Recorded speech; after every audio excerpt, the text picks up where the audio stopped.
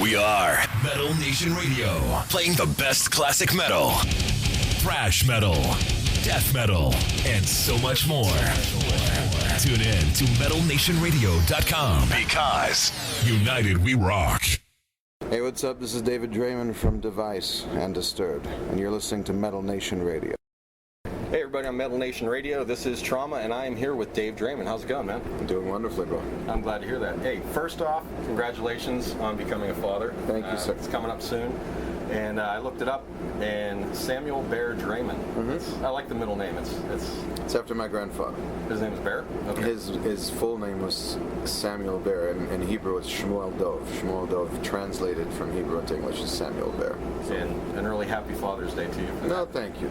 Okay, so let's see. 35,000 copies sold in the United States the first week. Position 11 on the Billboard Top 200.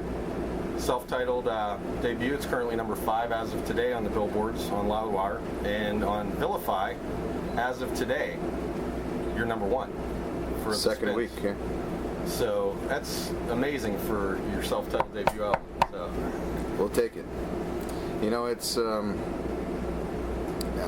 literally overwhelmed by the outpouring of support and how much people are connecting with the record and how much excitement it's generating. It's really been wonderful. Really above and beyond my expectations, and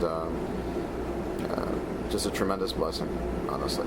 And, you know, I mean, you hear it all the time, you know, it sounds like Disturbed, but you are the voice of Disturbed. I sound like Disturbed because I'm Disturbed, you know. So hey, look, you know, I'm very fortunate to have had, you know, 3 of the most amazing guys in the business, you know, behind me for years, helping me become who I am, helping me define my own style and my own sound, and their groove and their rhythmic abilities had a lot to do with influencing that. And, you know, I'll never forget that, and I am still very much a part of it. But, you know, the whole, to me, if somebody listens to this record front to back and really makes that statement, then they're not listening. If they've heard the single, which is what most people have heard, we chose that track specifically for the reason that it would be less of a culture shock to Disturbed fans. It's probably the one that incorporates enough of the additional saturation of electronica that is prevalent on this record, while still delivering the rhythmic and cadence-heavy and staccato delivery that they've known me to always embrace and to wield. You know, but if you listen to even something like the chorus and you think you know, or you listen to Through It All, or you listen to Haze, or you listen to War of Lies, or you listen to the cover that me and Lizzie did of Close My Eyes Forever. None of those tracks could have ever been on a Disturbed record, not by any stretch of the imagination. And so, a lot of, you know, with all due respect, the idiots who go ahead and jump, oh, it sounds just like Disturbed. Well, gee, have you heard anything else other than the single? Have you listened to the whole rest of the record? I love the record. And truth be told, this is like, you know, have you... And I'm not comparing myself to these guys in any way, shape, or form. They're people I look up to tremendously, and I'm not pretending to even be in the same category as them.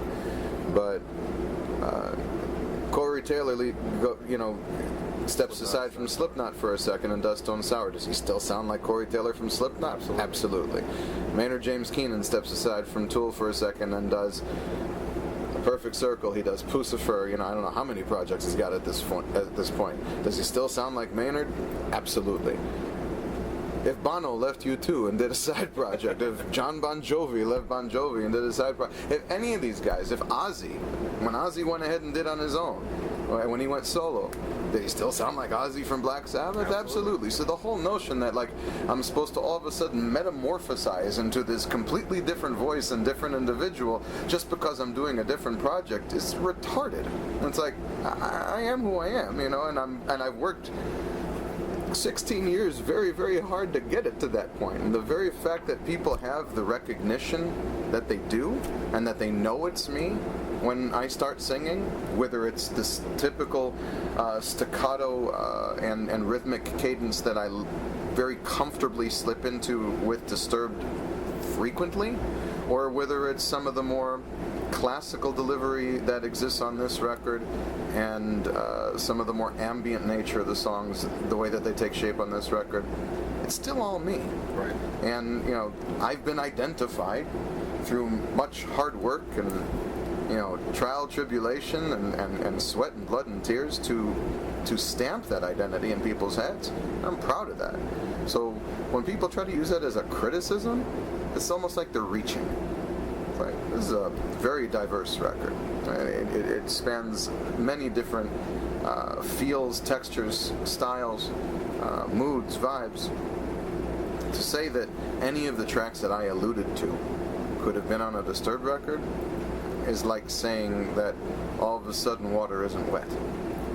It's just absolute nonsense. So, I mean, forgive me if I sound like you struck a nerve with it, but this has been a common question with a lot of people, and it's like, you know, am I allowed to use profanity in this thing? Absolutely. It's like, for fuck's sake, really? You have nothing better than that?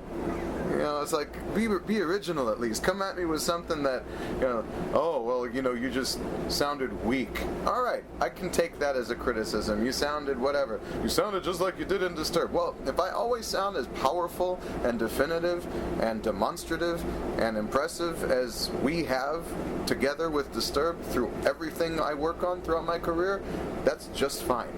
That's okay.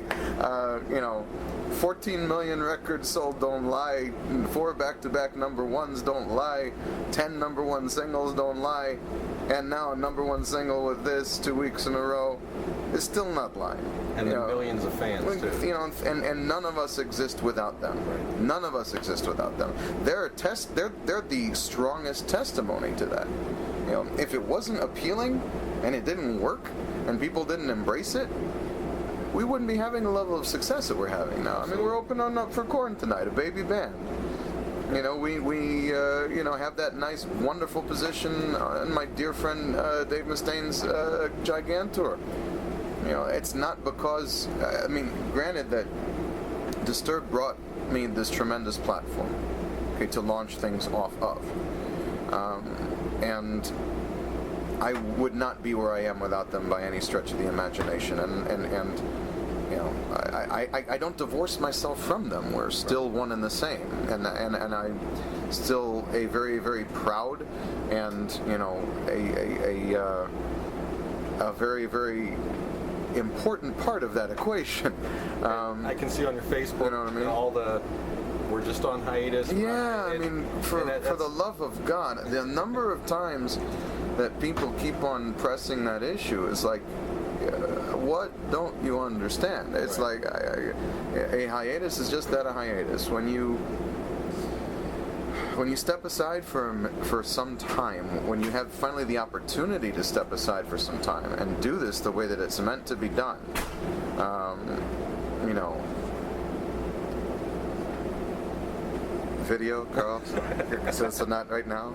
Thank you.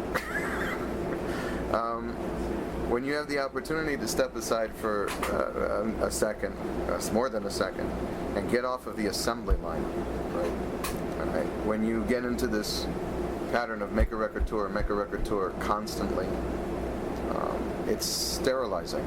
It's stifling the creativity.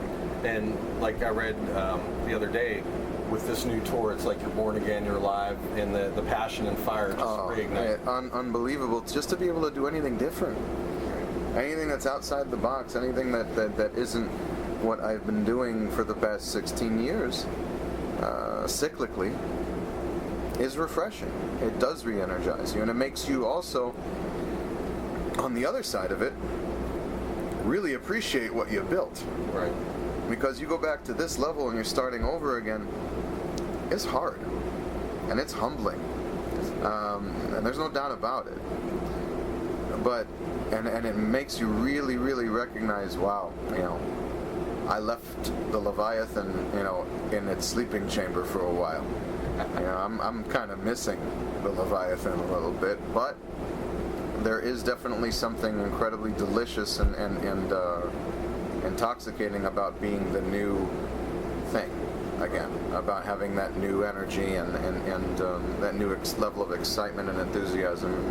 I'm loving it, and I know that all of our respective experiences, whether it's myself with Device or working with Dave on the Megadeth record, or producing the Trivium record, or any other things, and with Dan and Mike with their project with Dan Chandler from Evans Blue, the Fight or Flight, or John doing the Adrenaline Mob stuff, and even like subbing for Rudy Sarzo on bass for Queensryche for about 5 shows. I was surprised to see that. All this stuff is only going to make us greater musicians, better at what we do, give us a wider range of experience, and we'll end up reuniting stronger than we've ever been. Awesome. So people really need to just relax, appreciate the fact that this hiatus has borne such amazing fruit in terms of these individual projects and all that they have to offer, and to know that, listen, nobody loves Disturbed more than we in Disturbed, and we didn't spend 16 years of blood, sweat, tears, and sacrifice to leave this this beast that we had built. It needs to rest like any other creature. Well, I'm going to get on to Device now, though. Yeah, sure. The origins of the name Device, where did you... Came after the music. We needed to find something that fit what we had created. And what does Device imply? Device implies intelligent design. It implies the utilization of technology, and it implies explosive nature. All which seemed very, very fitting to what we had created. Absolutely. By the sound, that hits it right on the head. Okay, so are you surprised at all the support and backing you're receiving from pretty much everybody on this? In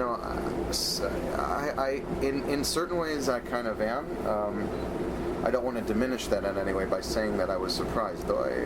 I was overwhelmed and enthused and just so unbelievably grateful to everyone. I mean, to Gino for writing an amazing record with me and being the brilliant songwriter and musician that he is, to Geezer Butler, to Glenn Hughes, to Tom Morello, to Serge Tankian, to M. Shadows, to Lizzie Hale, to all those guys who were so willing to participate in this record, to the countless numbers of my colleagues in the industry who really went to bat for me right when the record was being released, and spread the word on their individual social media pages and showed an amazing amount of love and support. That was overwhelming.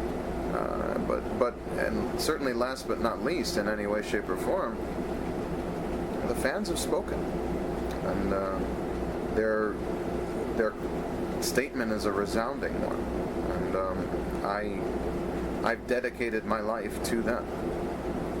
I always have, and I will continue to do so. That's why I'm as active as I am in trying to interact with them. That's why I make as much of my time available to them as I do. I recognize that I only exist because they choose to allow me to exist. And one of the biggest statements of that, to confirm it, is when you're on the stage, my brothers, my sisters, my blood. I mean it. That's one of the deepest statements I've ever heard at Mayhem. When you said that, seas of people just went ballistic, and it was truly. Well, I mean it from the bottom of my heart. They are our life's blood, and they don't get enough recognition of that, and they should get more of it. Absolutely. I mean, your Facebook posts, they're always geared towards the fans and everything, and then you always end it with, I apologize for my caps, it doesn't mean I'm yelling. Well, people are retarded with that too. It's like, you know what? Guess what? There's a real world outside your door, and big letters are just big letters. It's Absolutely. Just a style preference, and it's like, pull yourself out of your computer for 5 minutes and realize that it's just a style. They're just large letters. They don't actually emit sound. It's like, like I say again and again, build a bridge and get over it. It's no big deal. You know? And these letters are large because I wear bifocals now at my age, so I have They're easier to see, aren't they? There you go. Okay, but I've said on the air, and tons of people agree with me, that your lyrics have a story to be told. And I've also said that you're this generation's Jim Morrison. Oh, wow. That's a tremendous compliment. What inspires your lyrics and the motivation and some of them it seems just like the anger, the just you're getting it out there. You're getting your message out there, but you're getting it out there in a way that's not overbearing. It's not, you know. I'm not preaching at people. Absolutely. That's what I was seeing. It's you know, they're primarily derived from life experience, my views on world events, and a little bit of fantasy from time to time. But you know, you can't have a song like "Hunted," you know, talking about the subject matter that it does. It was written originally for the Underworld soundtrack, and not have it be fantastical in nature somewhat. But you know, it isn't homicide when they're already dead. Really wouldn't be appropriate in anything other than something fantastical. And Zakk Wylde's bringing music to the children. But you never know. Zakk might use it. Zakk might use it. Zakk definitely goes to the brutal and the dark. There's no question. But you know, I just try to be honest. I try to speak from my heart. I try to convey a message that I think is important, one that speaks to people. And first and foremost, the music is always meant to be cathartic. It's always meant to be a means of transcending and overcoming adversity and the obstacles in your life and empowerment. So you know, that's really a common thread that I've tried to cling to throughout all of my work. I mean, with me, I was actually introduced to Disturbed from my kids. And, well, Down with the Sickness I've heard many, many times, but my kids just kept bringing it to me, and I was just like, wow, that's amazing. And the more I listened, I noticed the more CDs I started purchasing, the more songs I started buying off iTunes and everything. And, you know, it's funny because they have their copy, I have my copy, you know, and it's like, don't touch my records, you know? So, I mean, it's just, to me, the music, the rhythm, the cadence, everything, like you said, is always there, and that's the one consistent thing with your music that I love. Thanks. So, for you, it's been a busy year. Device, performing on Super Collider with Megadeth, Trivium's new album's coming out. I was talking to Paulo. He won't even give me a sneak peek of it yet. No, let me tell you, dude. It is... And, you know, the huge Gigantor tour coming up. What else have you worked on this year? That's it for now. I contributed a little vocal to Lizzie Hale, to the Hailstorm track, Here's to Us. Okay.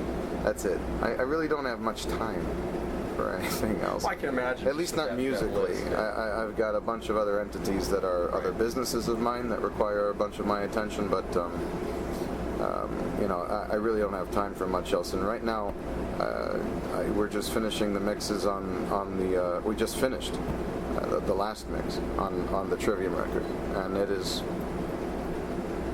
next level. Paulo told me it is off the hook when I was talking to him on Facebook. Next level stuff. It is going to put these guys in a completely different stratosphere. It really will define the band. This is going to be a defining moment in their career. I'm looking forward to it. I mean, it's. I think they're an amazing group. Imagine if you took all the complexity of Master of Puppets, okay, and the intricacy of it, and you fused it with the commercial viability and hooks that were on the Black Album. Okay. That's the new Trivium record. Nice. I'll be standing in line to get that one because that's one I definitely want to get. Next level, dude. Crazy good. Is there anything else you want to accomplish this year, or aside from becoming a father and spending time at home? That's you know, dude.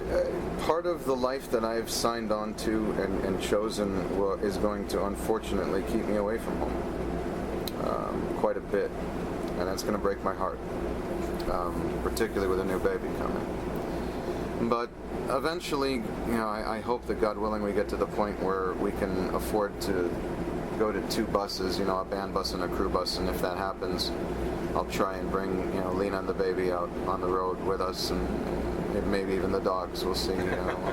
I don't know. We'll have to feel the tolerance for it, everybody out here. But, it definitely makes life a lot easier when she's out here. I haven't been on tour without her since she's been in my life.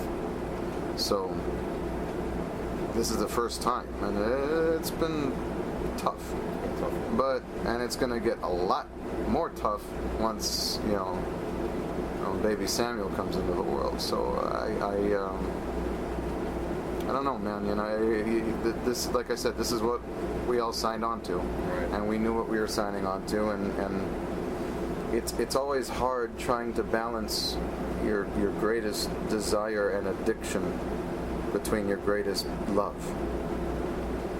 You know what I mean? It's tough, but we'll find a balance, and this touring cycle is going to go on for quite some time. We intend to tour minimally through the beginning of next summer, if not till the end of next summer. So there's still a long way ahead, and I'm going to miss some things. The baby won't be able to come out on the road for at least its first 4 months. I'm going to miss some stuff, and that's just kind of the way it is. So, any new bands you've been checking out lately? Like some things you're really getting into listening to? Some up and coming bands that you?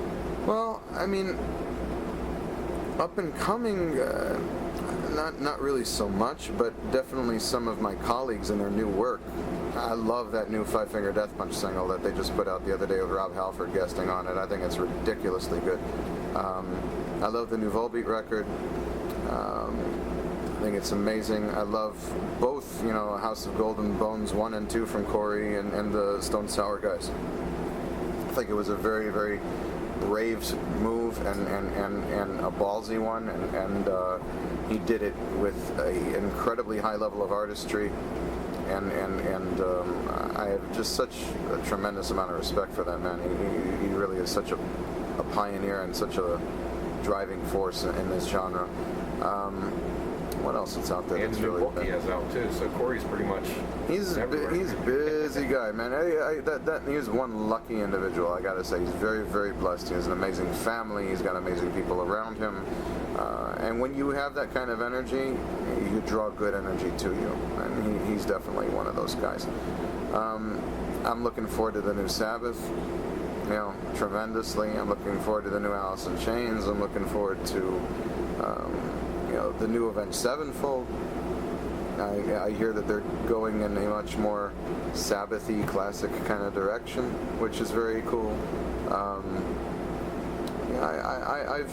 There's so much to look forward to this year. As far as new bands are concerned, I don't really consider any of the bands that I know of that are coming out with new stuff to be new, per se. And of the bands that are just putting out their first records, I'm waiting.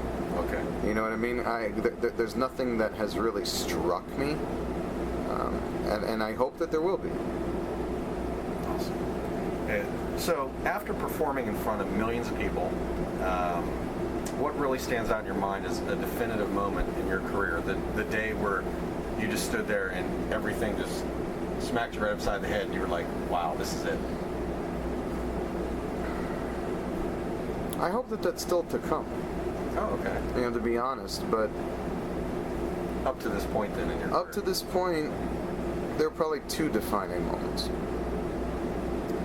One was being forced by the situation to move up to the main stage on Ozfest on our second year of Ozfest, and that trial by fire we endured. Literally the first day of Ozfest, I think it was 2001, I want to say. We had elected to close the side stage as opposed to open the main, because I like bodies on bodies and the sea of people and the heat and the energy and the intensity of that crowd, as opposed to the sterility that can sometimes be bred by a seated environment.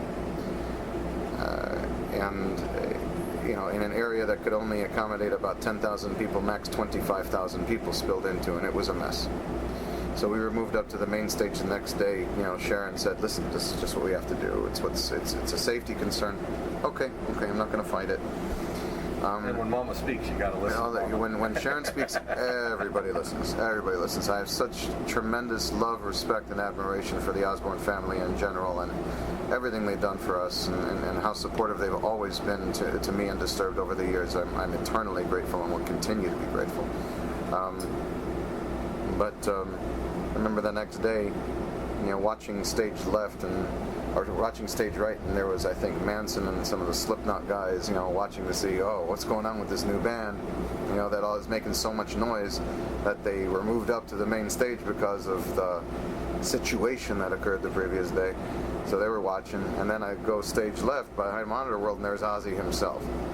Big grin, headbanging, smiling at me, giving me the devil horns. I'm like, all right, a pretty defining moment. The second one would be, and we filmed our video for Down with the Sickness, and we got to film it at the what in my mind will always be called the World Music Theater in Tinley Park, Illinois, which is now, I think, the first Midwest Bank amphitheater. Every other couple of years, some other organization buys it, renames it.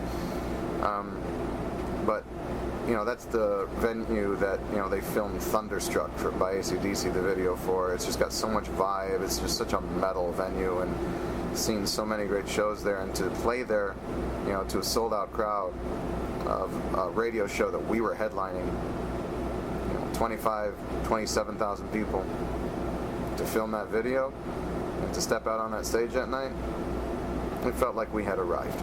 It felt like that we had finally gotten there. That's definitely way, way up on the list.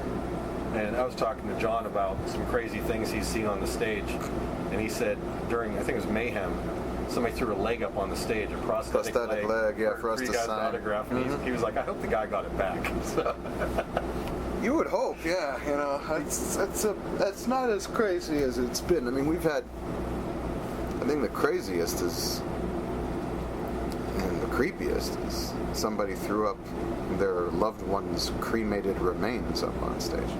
Okay. With a note that it was their last wishes that they stay with us. So please take care of these remains. We still have them, but I didn't really know what to think about that one. That was about as weird and as unique as it ever got. That would have really freaked me out. It worked. Yeah. Okay, awesome. So, in the biography of Dave Draiman, what does the future have to hold, and what can we look forward to in the next few chapters of your life? Good question. That's a beautiful thing about a book that isn't written yet, right? I intend to work this Device project through to its fruition. I am going to do everything in my power to brand this name and this band so that there is definitely a future for it. I think we've already accomplished that. I intend to, take this all over the world, touring-wise. Hopefully, get on some great tours with some great friends and colleagues, and really just enjoy this. And then we'll see. Will Disturbed automatically reunite when both of our respective touring cycles are done for our respective projects during the hiatus? I don't know. There's no easy answer to that. I think that we'll know when the time is right. It's not. People need to get it out of their head that this is about us being able to just do side projects or being able for me to have a kid. I mean, everybody has families and kids, and we've had them out on the road for years. People always look towards an excuse. Oh, well, they're just needing to do this, and then Disturbed will get back together. I don't know when Disturbed will get back together. It may be a year from now, 2 years from now, 5 years from now. I have no idea. But what I can tell you is that we love it enough and have dedicated enough of our lives to it that is simply not dead. And only time will tell when the beast will awake from its slumber. That's an awesome line. I like that. I'm going to have to use that on the show from Dave Draiman. I'll even quote you on it. Sure. Okay, man. Well, you're listening to Metal Nation Radio. This is Trauma with Dave Draiman. Stay tuned. Hey, what's up? This is David Draiman from Device and Disturbed, and you're listening to Metal Nation Radio.